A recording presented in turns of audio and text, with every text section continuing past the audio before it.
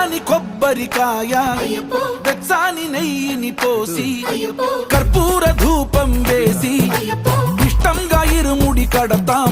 నువ్వు ఎత్తుకుంటే చాలు ఎన్ని పూనకాలు కంఠమెత్తి పాడుకోగా కన్యస్వామి కదిలిరాగా ఇరుముడి కట్టు కట్టు కట్టు కట్టు కట్టు ఇరుముడి కట్టు ఎక్కు ఎక్కు ఎక్కు ఎక్కు సారి మల్ల ఎక్కు.